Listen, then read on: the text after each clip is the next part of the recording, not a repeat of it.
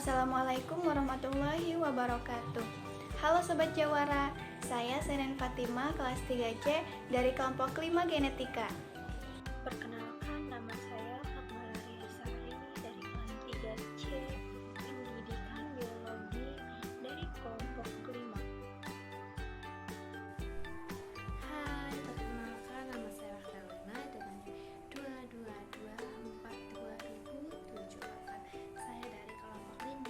Bye-bye. Halo, Assalamualaikum warahmatullahi wabarakatuh. Perkenalkan, nama saya Siti Komaria dengan NIM 22242000018 kelas 3C kelompok 5.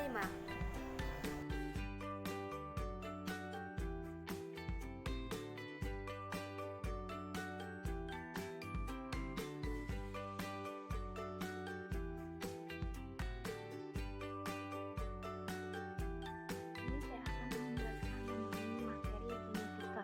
Materi genetika mempunyai komponen penyusun, yaitu ada gen, kromosom, dan asam deoksiribonukleat.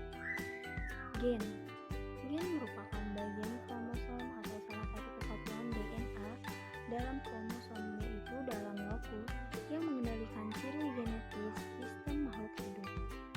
Dan kromosom merupakan suatu struktur makromolekul yang berisi DNA, di mana informasi genetik dalam sel disimpan. Kromosom adalah pembawa gen yang di dalamnya inti sel atau nukleus.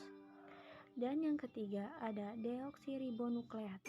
Deoksiribonukleat lebih dikenal dengan nama DNA, merupakan sejenis asam nukleat yang tergolong biomolekul utama penyusun berat setiap organisme. Di dalam sel DNA umumnya terletak di dalam inti sel. Dan saya juga akan menjelaskan mengenai hubungan gen dengan DNA. Hubungan gen dengan DNA yaitu ada sebagai suatu materi tersendiri yang terdapat di dalam kromosom. Jenis 2 mengandung informasi genetika atau sifat herediter. Ketiga, mengatur perkembangan dan proses metabolisme individu. Dan keempat, dapat menduplikasikan diri pada peristiwa pembelahan sel. Kedua, hubungan gen dengan kromosom.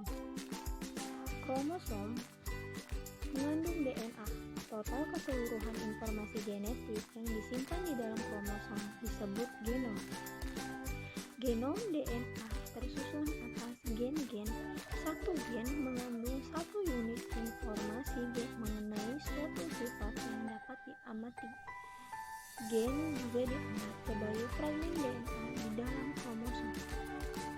Dan yang terakhir mengenai hubungan gen, kromosom, dan DNA.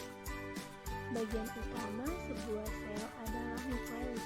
Di dalam nukleus terdapat benang-benang lobus yang disebut kromatin. Pada saat sel akan mulai membelah diri, benang-benang halus tersebut menebal, memendek, dan mudah menyerap warna membentuk kromosom.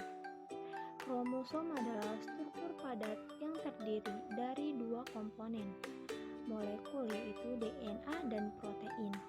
Secara struktural, perubahan DNA dan protein menjadi kromosom diawali pada saat profase. Molekul DNA akan memberikan protein histon dan non-histon, membentuk sejumlah nukleusom. Unit-unit nukleusom bergabung memadat membentuk benang yang lebih padat dan terpilih menjadi lipatan-lipatan selenoid. Lipatan-lipatan selenoid tersusun padat menjadi benang-benang kromatin. Benang-benang kromatin akan tersusun memadat membentuk lengan kromatin. Selanjutnya, kromatin akan mengganda membentuk kromosom.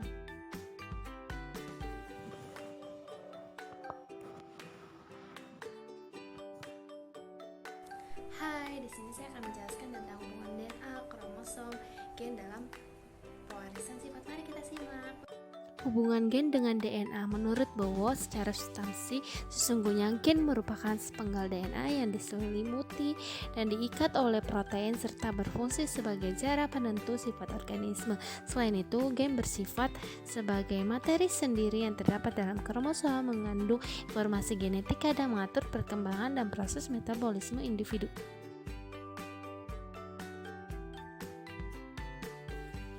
Selanjutnya yaitu hubungan gen dengan kromosom. Kromosom mengandung DNA. Total keseluruhan informasi genetik yang disimpan di dalam kromosom disebut genom. Genom DNA tersusun atas satu gen. Satu gen mengandung satu unit informasi mengenai suatu sifat yang dapat diamati. Selanjutnya yaitu hubungan gen, kromosom, dan DNA. Bagian utama sebuah sel adalah nukleus. Di dalam nukleus terdapat benang-benang halus yang disebut kromatin. Pada saat sel akan mulai membelah diri, benang-benang halus tersebut menebal, memendek, dan mudah menyerap warna, membentuk kromosom. Kromosom adalah struktur padat yang terdiri dari dua komponen molekul. Replikasi DNA merupakan bagian pembentukan atau penggandaan rantai ganda DNA, atau bisa disebut juga dengan proses penduplikatan DNA. Replikasi DNA dimulai dengan membukanya pilihan atau lilitan heliks ganda pada DNA, dan terjadi sebelum proses pembelahan sel. Replikasi DNA dimulai dari ujung 3-OH aksen menuju ujung 5-OH hidrogenase. Baiklah, sebelum kita berlanjut pada pembahasan, marilah kita lihat bersama-sama gambar berikut. Setelah kita mengetahui secara umum replikasi DNA itu seperti apa, kita akan memulai proses selanjutnya, yaitu proses pembentukan replikasi DNA. Replikasi DNA dimulai pada ujung 3 menuju ujung 5 dari satu rantai parental. Setelah double helix terbuka, maka sintesis DNA selalu dimulai oleh pembentukan RNA primer yang pendek. RNA primer ini dibentuk atas bantuan enzim primase, yakni suatu RNA polimerase yang menggunakan satu rantai tunggal DNA sebagai cetakannya. DNA polimerase menggunakan RNA primer ini sebagai tumpuan untuk memulai sintesis DNA. Berbeda dengan RNA polimerase, DNA polimerase tidak dapat membentuk rantai polinukleotida yang langsung menghubungkan antara dua fragmen nukleosida fosfat. DNA polimerase memerlukan ujung 3-OH dari sepasang basa nukleotida yang telah terbentuk. Dengan demikian, diperlukan RNA primer untuk mulai menyintesis rantai DNA baru. Jika sintesis DNA dari replication double helix telah bertemu pada leading strand atau sintesis dua fragmen Okazaki bertemu, maka enzim exonuklease dari DNA polimerase mengeluarkan RNA primer dan menggantikan ribonukleotida dari RNA primer dengan deoksiribonukleotida DNA atas bantuan DNA ligase. Sintesis DNA baru senantiasa tersusun dari posisi 5 ke 3. Oleh karena itu, rantai double helix antiparalel. Maka arah sintesis dari kedua rantai yang telah terbuka pada garpu replikasi akan berlawanan. Pada satu replikon, sintesis DNA baru dimulai di titik awal replikasi dan berlanjut ke arah yang berlawanan. Dalam suatu replication double helix, terjadi dua arah sintesis yang berlawanan, yaitu dari arah 5 ke 3 pada cetakan DNA, dan dari arah 3 menuju 5 dari rantai pertama disebut leading strand. Sedangkan dari arah 5 ke 3 pada cetakan DNA rantai tunggal yang kedua yang antiparalel berlawanan dengan arah leading strand disebut dengan lagging strand. Sintesis DNA pada leading strand berlanjut tanpa berhenti sampai tiba pada double helix DNA. Selanjutnya, terdapat 3 model replikasi DNA. Di antaranya yaitu yang pertama, replikasi konservatif, yang kedua, replikasi dispersif, dan yang ketiga yaitu replikasi semi-konservatif.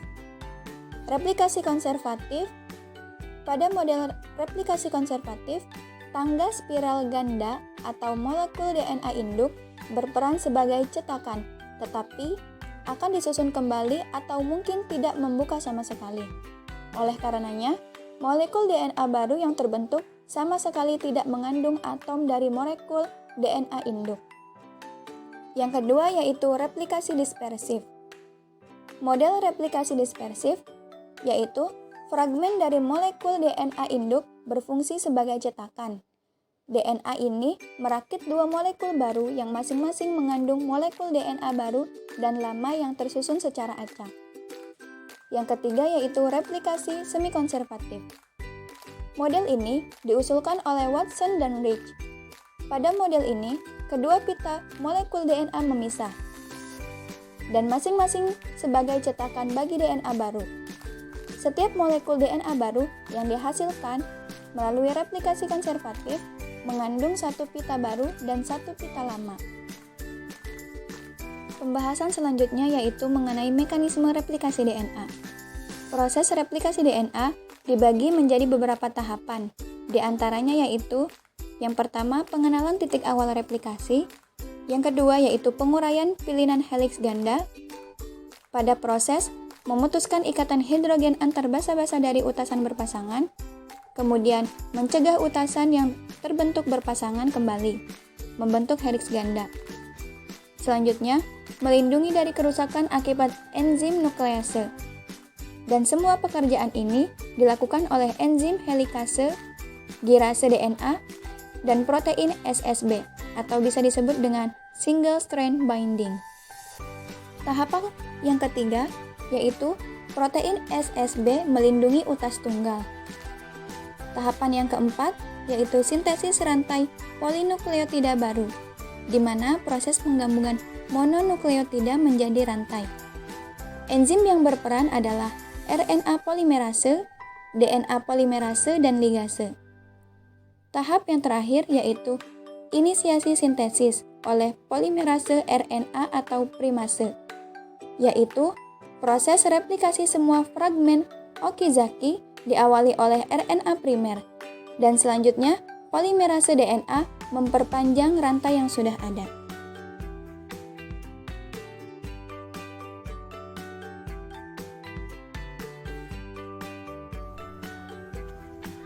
Sintesis protein adalah proses pembentukan protein dari monomer peptida yang diatur susunannya oleh kode-kode genetik. Proses sintesis protein dibagi menjadi dua bagian, yaitu yang pertama transkripsi, yang kedua translasi.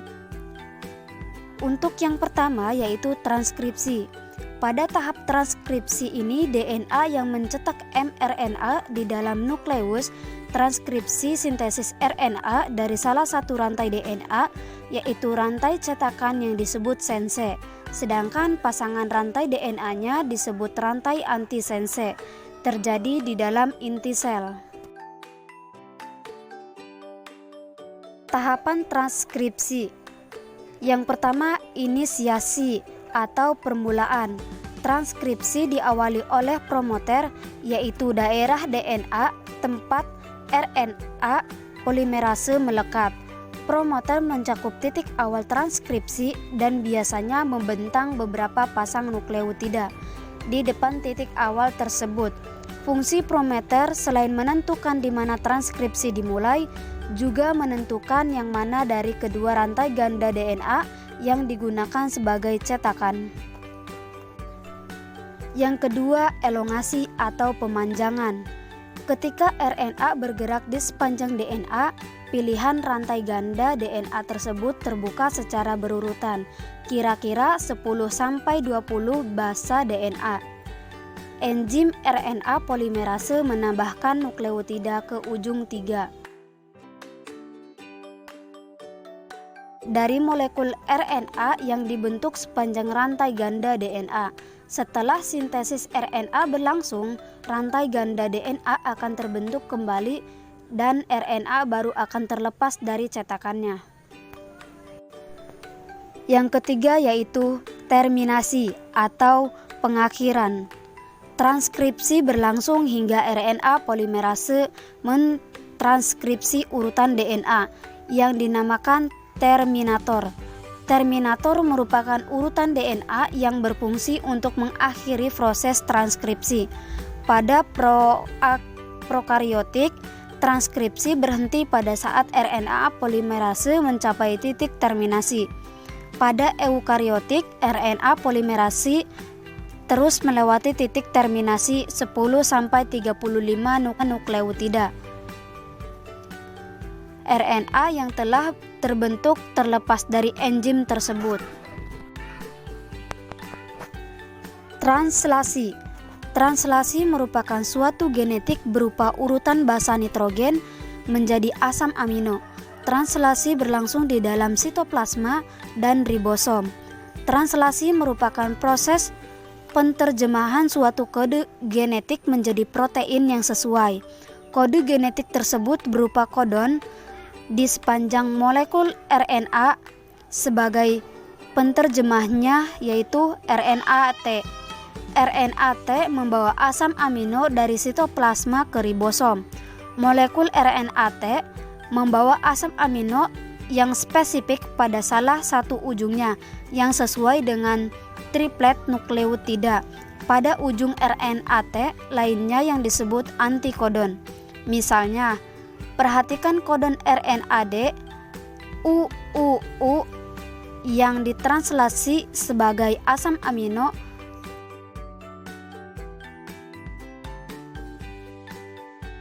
fenilalanin.